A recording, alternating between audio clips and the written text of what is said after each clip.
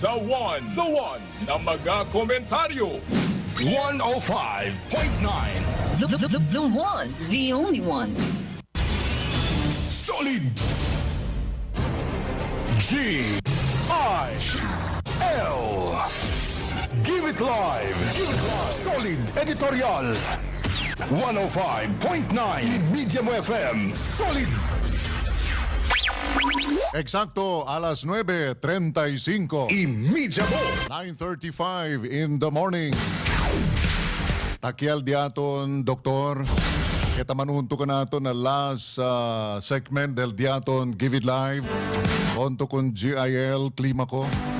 Bonito bakel, tiyan kita mga kosa tambien, ta pwede man-disseminate information. Tiyan kaya se con el diaton, buen salud, importante se, taba sila, health is wealth. Por eso, tabusca kami manera para pwede tambien kita mangkwento acerca al salud, acerca al mga health concern, que tiene kita que pone atensyon kada dia. Guy Next Door. ¿Recuerdan ustedes esa canción del Guy Next Door? Siyempre, diaton bisinos, pirmi. Tapasa ka nato na ki, tiyan kita mga otro mga cosa interesable que repregunta.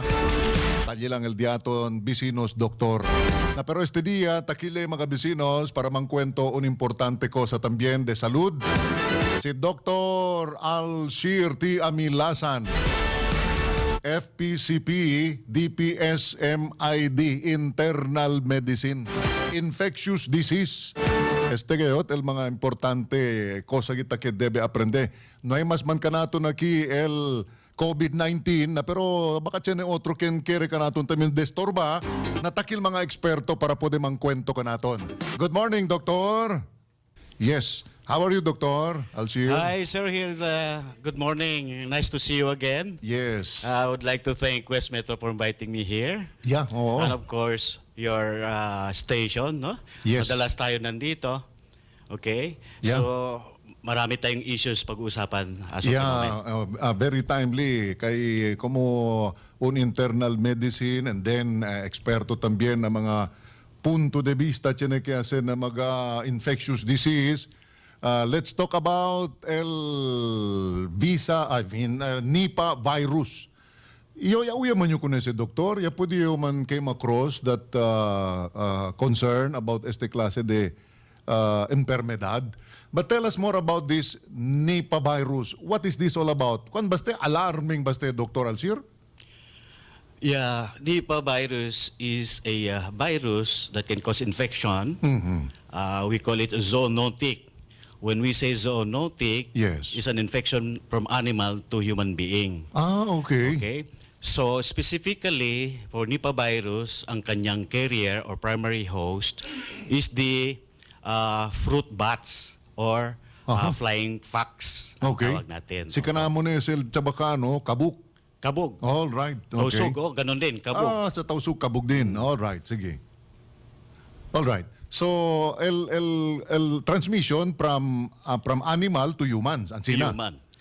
Especially kung galing sa fruit bats, siyempre, yun ang kinakain nila. The problem with us, kinakain natin yung mga nahulog na prutas. Yun, oo. Common talaga. Wherein, nandoon yung saliva o urine ng Nako. animal. Oho, Even the oho. feces of the animal daw, nandoon yung virus. Mayroon ba tayong in passing lang siguro, Dr. Alshir? A little background there. Paano ba yan? Saan umpisa niyan? Sabi nila sa India, sabi nila sa Bangladesh, o sabi nila sa ibang bansa. Definitely not in the Philippines. Okay. In 1998, Yes. nangyari ito sa Malaysia. Malaysia. Okay. Bisinos ang diaton. So, yes, neighbor Yes, country natin yes, yan. yes. So, na-document nila itong virus galing yan sa mga pigs. Okay. So, they found out itong mga pigs kumakain ng prutas na nahuhulog Tama. galing sa oo. pinagkainan ng fruit bats. Yes. Common Kung observation. naalala nyo, 1998, almost or more than 1 million pinatay nila yung pigs just to break the chain of infection. Naku, oo. Alam nyo kung ilan yung namatay? Parang kapareho ng number ng channel natin, no? Yung FM. 105 people Talaga. namatay nung panahon oo. na yon. Sa Pilipinas naman, nangyari nung 2014. Okay. Sa South Cotabato, specifically doon sa Sultan Kudarat, 2 barangays. Okay. wherein itong farmers, kinain nila yung horse meat. So, presumably itong horse meat baka mukhang sickly. That's why siguro kinatay nila. Okay. Okay? So, there were around 17 people infected.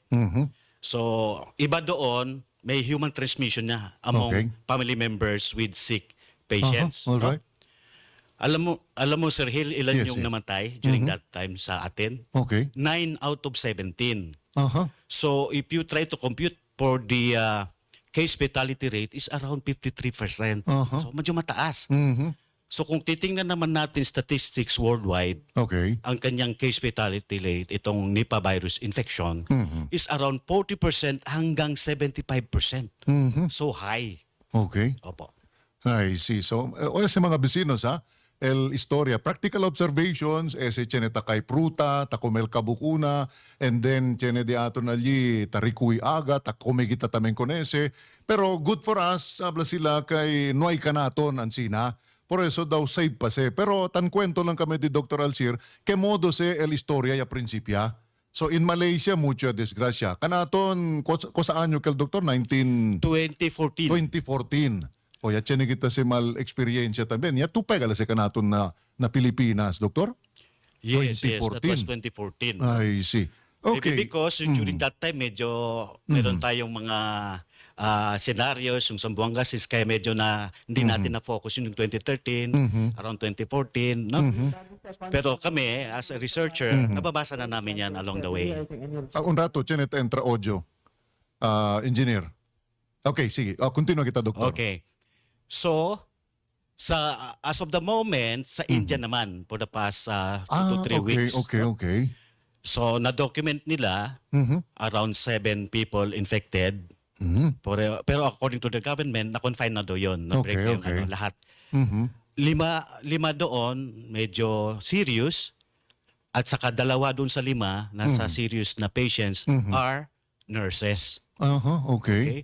Maybe because initially hindi sila siguro nag-entertain ng ganitong klaseng infection. Kaya siguro yung nurse na hindi ganong ka-equip ang kanyang personal protective equipment. All right. Kasi we recommend kapag may suspect tayo ganitong infection, pag mag-handle tayo sa mga ganitong patient, talagang proper PPE ang gagamitin. I see. Oh, yun. Nurse na. Nasa hospital na. Pwede pa kunili siyempre penetra este klase de Nipah virus. Kusal mga early signs sa kay Dr. Alcir and symptoms? So, in general, kapag viral infection, Yes. including itong Nipah virus, pwede tayo magkaroon ng trangkaso. Okay. Ibig sabihin, Parang lagnat. common, oo. O, common yan. Yan, oo. Pero, in Nipah virus, mas mataas daw yung lagnat. Okay. Kasama na yung pananakit ng ulo, of course, yung mga muscle aches.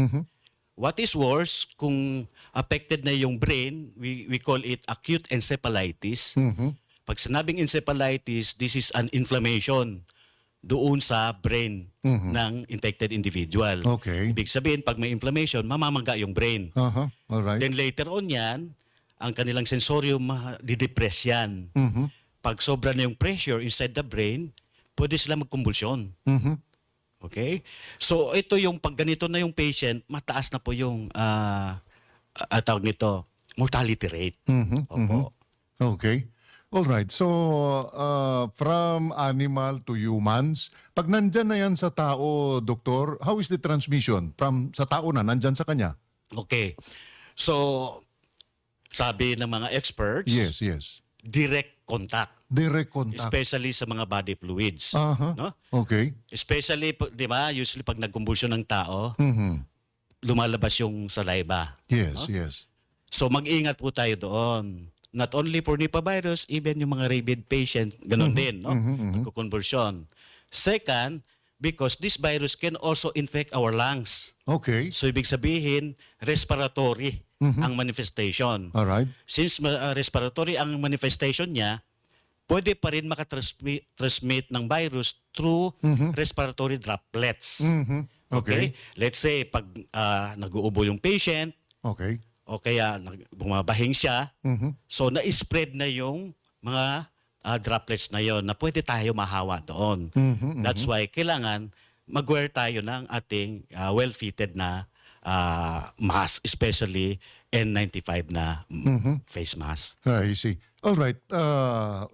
Kailangan ba i-consider ang edad ng isang tao na maaari nating prone at madali siyang maging infected by this kind of Nipah virus, Doktor?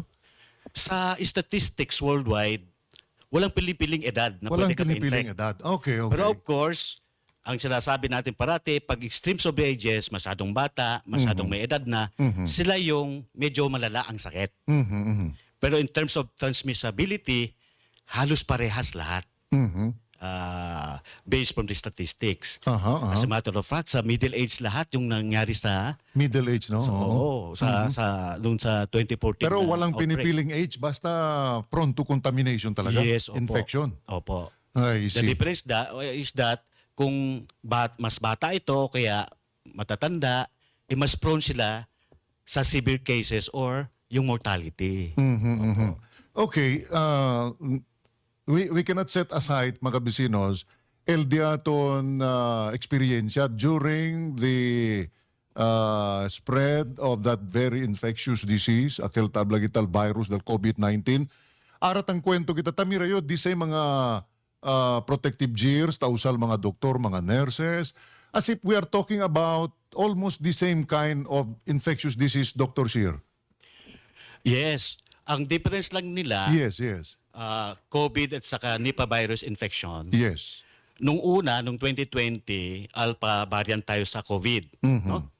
Meron kami sa research na natawag na R0. Okay. Itong tinitingnan namin yung value na yun, kinocompute namin. Kapag ang R0 is less than 1, Okay. ibig sabihin, pwede ma-infect yung individual pero maaring hindi na siya makatransmit sa ibang tao o sa within the community. Okay. Pag ang R0 is 1, Aha. ibig sabihin stable yung infection na hindi pa kumakalat. Aha. Pagka R0 is more than 1, may tendency to spread all over. So, sa ngayon, ang Nipah virus, ang kanyang value ng R0 is around 0.48. So, ibig sabihin, wala pang tendency to spread all over. Okay, okay, okay. Kaya pag ma-confine mo, hanggang doon lang siya. Pero may however doon eh. Pero, alam natin mga viruses, pwede po mag-mutate yan. Okay. So, in comparison to COVID naman, Yes, yes. panahon ng COVID, initially ang kanyang value ng R0 is 1.35 hanggang 3.5. Ibig sabihin more than 1. Ibig sabihin, pag ako infected ako, pwede ako makahawa ng 3 or more. Okay, okay. Kung natatandaan nyo yung Omicron variant nung coronavirus, no? COVID, yes, oo. Ang kanyang R0 is around 8 to 12.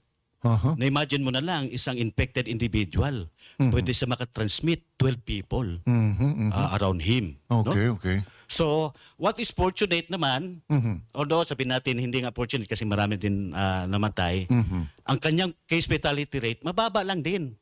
It's around 4 to 6% lang Okay. yung panahon na yon. No? Except for Delta variant, tumaas hanggang 13% ang case fatality rate. However, ang Nipah, Aha. 40 hanggang 75% ang case fatality rate. Oo, mukhang deadly po siya. I see.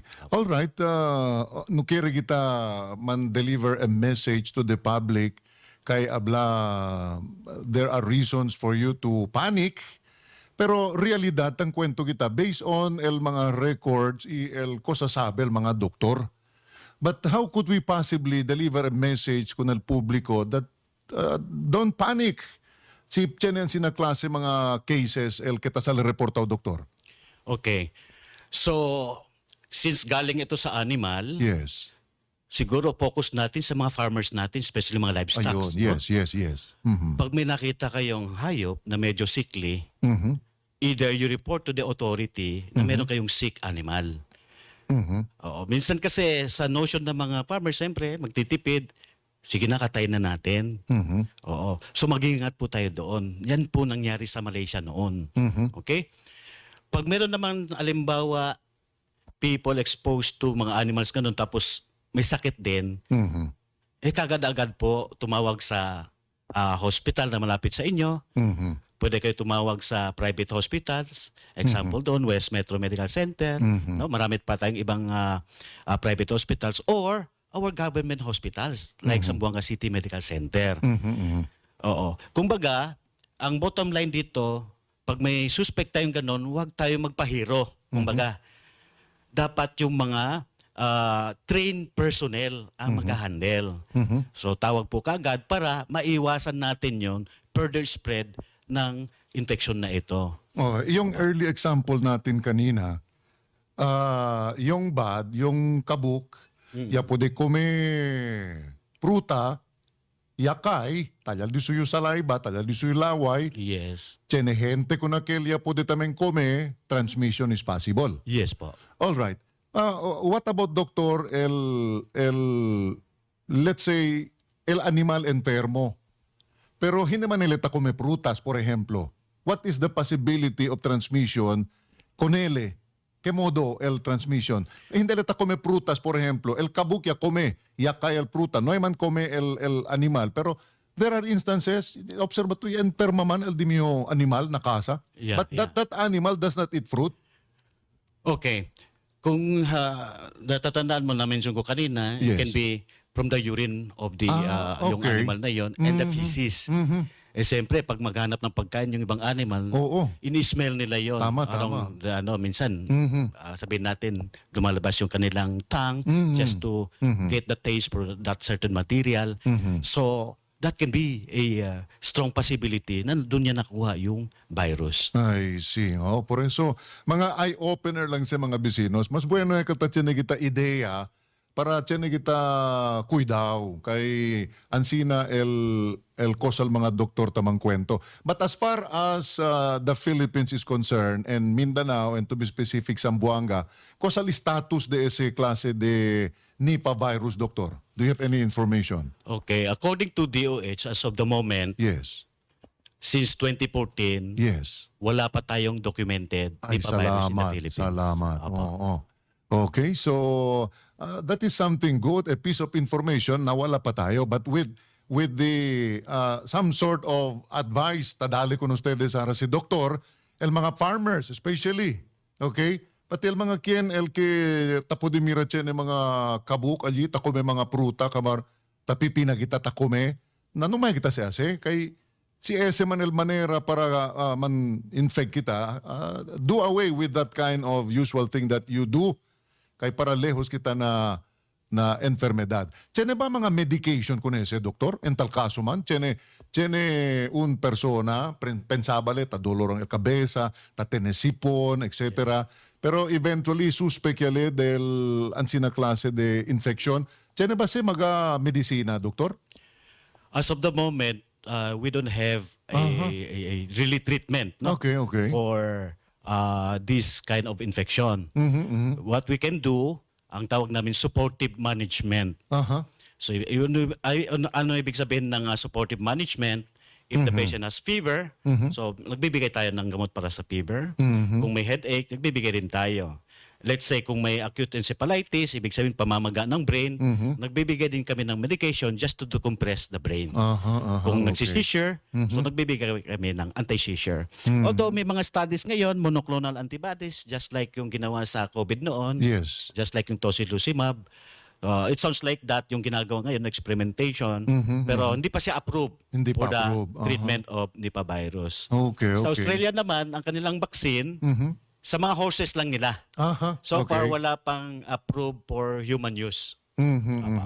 Okay, so let's be very specific. Zamboanga City, ano po yung mga pwede nating gawin? Ang barangay, ang city ba, or ang city vet, city agriculture?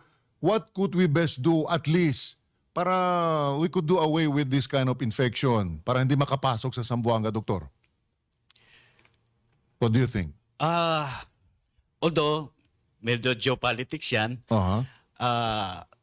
i-contain natin yung case. Okay. Kung baga wala tayong discrimination. Alright. Kasi kami mga doctors, Doctors of No Borders. No? Oh, yes. So, basta ma-contain yung case, doon sa scientific point of view, sabi natin kanina, yung ability to transmit along the way kasi nga because of the R naught is only 0.48. Ibig sabihin less than 1. Once ma-contain na yung isang suspected case, maaaring di na yan maka-spread sa iba. First of all, para maiwasan natin itong infections, always wash yung kamay natin. Wash Personal hands, cleanliness, with sanitation. soap and clean water. And of course, avoid tayo exposure sa mga sick animals. Or to an area where itong mga flying fox bats or fruit bats na nandoon. No? Lalo na daw pagka manganganak na ito, okay? Siyempre, pati yung ano nila, nandun lang sila sa lugar na yon hanggang sa kung ano mga excretions na ginagawa nila. No? So, at saka yung month na na-discover, especially in Southeast Asia, na maraming fruit bats at saka yung parang manganganak sila, between April hanggang June. Okay. Opo. Doon nila nakikita na maraming ganitong fruit bats. Sana, I don't know, I don't have any piece of information, neither knowledge about this. Hindi ko lang alam kung yung mga fruit bats galing dyan sa neighboring natin, sa Malaysia, Sabah for example. Kaya ba yan sila bumisita dito sa atin, yung mga fruit bats siguro, Doktor? As of the moment, wala tayong documentation, Wala yung pa, no? migration of fruit bats from neighboring countries to us. Yes. No? So far, according to our experts, no, yung mga researchers, wala pang ganon. Kumbaga specific lang siya sa lugar na yon. Okay, Kung saan yung nagkaroon ng let's say Nipah infection, that's just like in 2014, yung bats na yon, resident na siya doon sa area na yon. I see. All right, so mga kabisino, so pa tamira gitara, advisable ba siyempre usa mga face mask, doktor, or what? Kasi dito yung In take ko na siya. principle, Yes. halos lahat po ng viral particles, meron kami tinatawag na size, yung particle na yon. Ang viral particle is usually less than 5 micron. So therefore, ang pinaka-best na gagamitin face mask is the N95. Kasi yung medical or surgical mask natin, nakaka-penetrate pa yung particle na yon sa atin.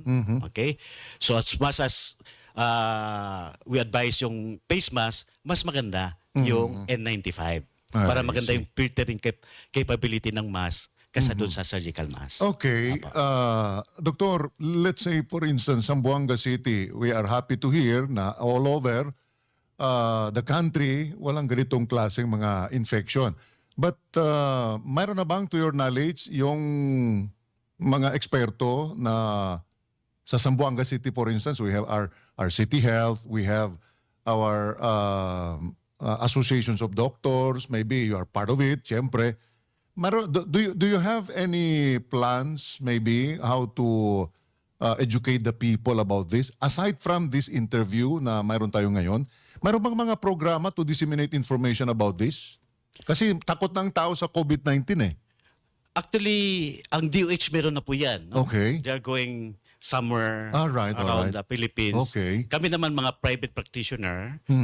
Fortunately, medyo active ang ating medical center. Yes. Example na doon yung West Metro.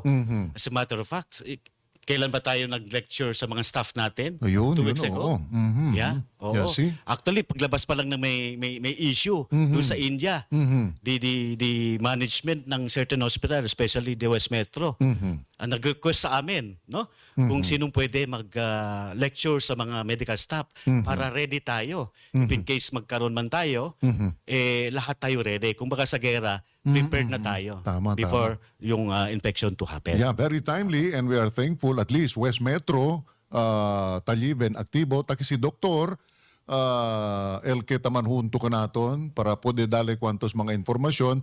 There may be some other public forum or public information taase el diaton DOH, el City Health, but this is just very specific akin na i-media with the kind efforts of Dr. Alshir Amilasan, el kita man kwento. Tiyan mga inputs kay pwede vosotros man consider. At least para di ato niya ese personal safety and for good health, lehos kita na mga sinaklase de infection. But in the meantime, I say thank you to West Metro and to Dr. Alchier. Siguro yung parting message, Doctor, maybe next time around we have some other important things to discuss relative to health concerns. But in the meantime, for today, I say thank you to you and your message to the people, Doctor. Okay. So, ang tanong kanina kung matatakot ba tayo, of course, no? Oo. Because it's deadly. So, paano natin iwasan? Of course, katulad sinabi natin kanina, kung may sick animal, wag na tayo lalapit. Yung mga nahulog na prutas, wag na tayo mag-attempt kainin yun. Yun. Okay? Number 2, of course, yung hand washing natin, wag natin kalimutan. Importante, Okay? yes. And, lagi natin din minsan na-ignore yung healthy living natin. Kasi ang immune system natin, galing yan sa pagkain. Almost always yan. Ibig sabihin, pag kumakain tayo ng healthy food, with good exercise every day, okay, regular exercise, yan yung makatulong sa immune system natin to fight any infection, Yeah, oo. including itong Nipah virus. Opo. All right. Okay, maraming salamat. Gracias, mga bisinos. El Doktor, bisita ka nato este día. Dr. Alchier Amilasan. El que bisinos diaton, el que every now and then basta siya ng mga issues on health and medical concern. Talye si Doktor, tapude ka naton dali mga inputs. And West Metro, Zamboanga, thank you so much. Mga bisinos, gracias también al tiempo de los teres ka naton este día. Diaton programa Give It Live. Onto con GIL Climaco. Imidya mo.